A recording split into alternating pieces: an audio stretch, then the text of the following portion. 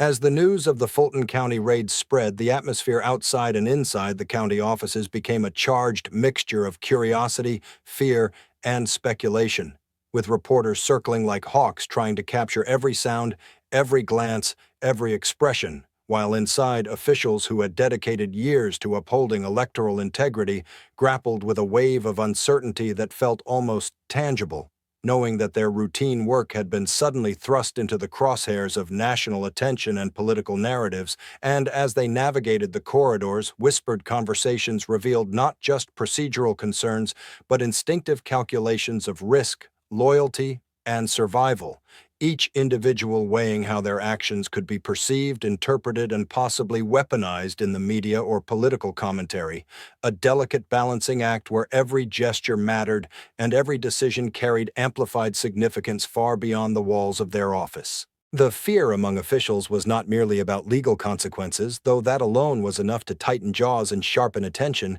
It was also about perception, about how the raid could be framed in ways that might suggest wrongdoing, even in the absence of any actual misstep, and about the potential for a single action, misinterpreted or taken out of context, to cascade into a narrative that could damage careers, reputations, and public confidence,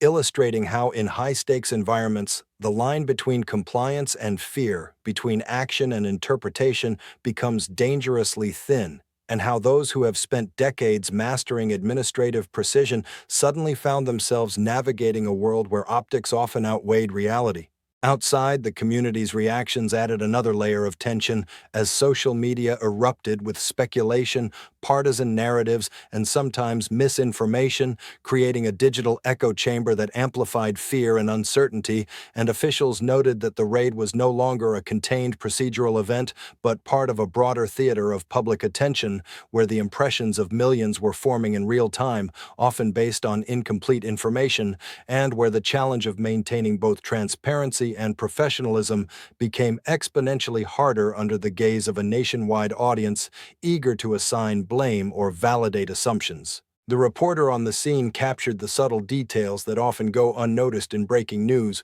noting how the smallest acts, an official pausing mid-step, a whispered exchange over a stack of files, the quiet observation of a colleague, became loaded with meaning, interpreted by some as nervousness, by others as caution, and by the national media as potentially significant, highlighting the extraordinary pressures placed on those whose normal work is orderly, methodical, and procedural, now reframed as central to a dramatic story about accountability, law, and politics, and how such reframing can magnify fear while simultaneously testing professional instincts to their limits. Analysts began dissecting the implications, noting that raids like the one in Fulton County often operate at the intersection of law and narrative, where the procedural goal of investigation exists alongside the unavoidable reality that public perception shapes everything from political consequences to institutional trust, and that for local officials, the challenge is not only to comply, but to navigate the symbolic weight of every action,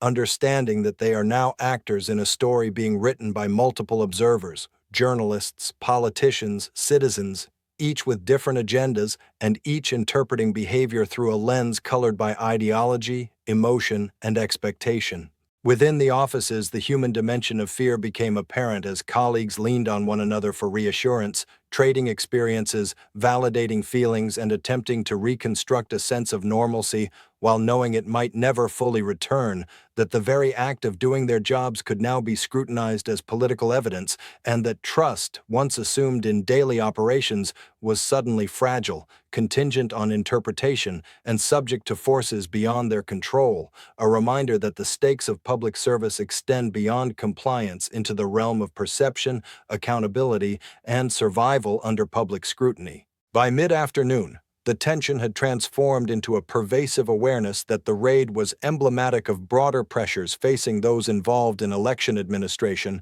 and that the event itself, while procedural, had become a symbol of the fragility of trust, the complexity of public perception, and the challenge of maintaining integrity in a highly politicized environment, leaving officials acutely aware that their responses, their composure, and even their instinctive decisions were being observed, analyzed, and remembered in ways that could shape the narrative of democracy itself, reinforcing the idea that in moments of national focus, ordinary actors can suddenly bear the weight of extraordinary historical significance. Subscribe now for more video by